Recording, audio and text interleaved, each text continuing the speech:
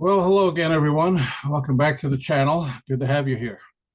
I want to introduce you to someone who the free grace teachers like Charles Jennings and Jack Smack 77, also known as Matthew Correll, and also the once saved, always saved ear ticklers like Kevin Anderson and Graham Gould and some of their fans, friends.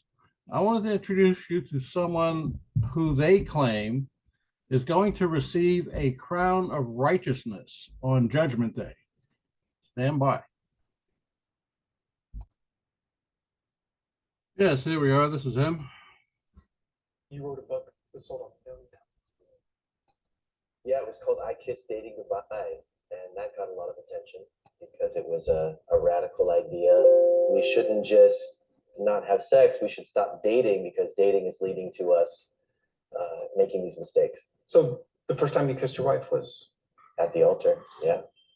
I got married about a year and a half after that book was released, and then dove into being a pastor and pastored a church for 17 years. I was a pastor there.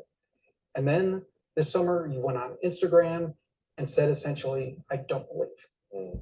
By all the measurements that I have for defining a Christian, I'm not a Christian.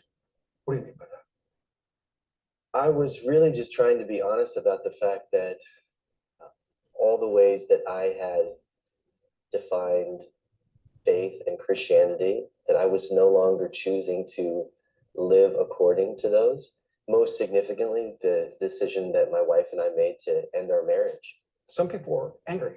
A lot of people were angry, understandably. Well, I understand. Because I was a leader and a spokesman, and I called people to live in very particular ways, to sacrifice in very particular ways. And so for me to change in my thinking feels like a betrayal to them. You know, Mike, as a pastor, I excommunicated people. If you're not living according to the teaching of the Bible and you're living in unrepentant sin, then you have to be put out of the church. And I think I came to a point of recognizing, you know what, I'm not living according to this. And I held other people to this standard, and, you know, I excommunicated myself essentially. And for people who aren't in the church, when you talk about excommunicating, like what's some examples of the offenses that might lead to that? Getting an unbiblical divorce, living in any form of unrepentant sin. Oftentimes that's related to sexuality. So an affair. An affair, you know, living a gay lifestyle. Anyone in the LGBTQ community would fall into that if they weren't actively trying to overcome those inclinations. I know people who think that you messed up their life, that they're married to the wrong person because of you. Yeah. You know, I apologize for it. I unpublished the books. I pulled the books off the market, but you can't give people, you know, years of their life. Do you feel guilty? How do you feel when people say you caused me great harm? Well, it was a long process for me. I started seeing that the book really had misled a lot of people.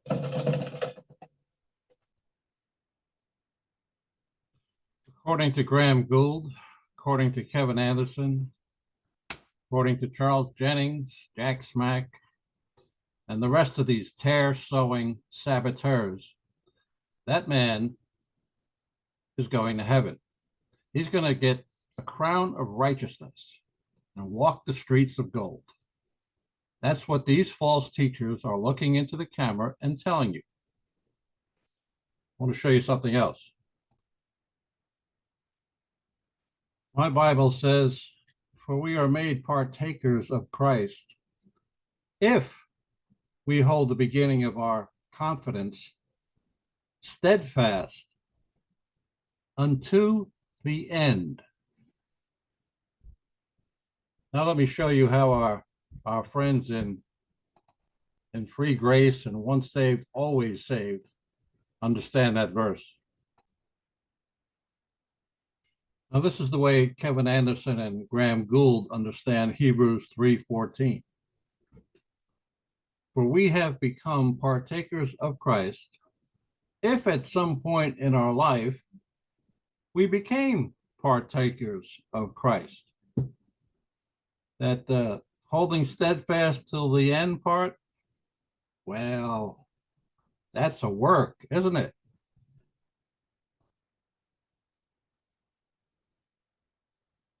Once again, Bible's pretty plain about this. Your common sense is pretty plain about this too.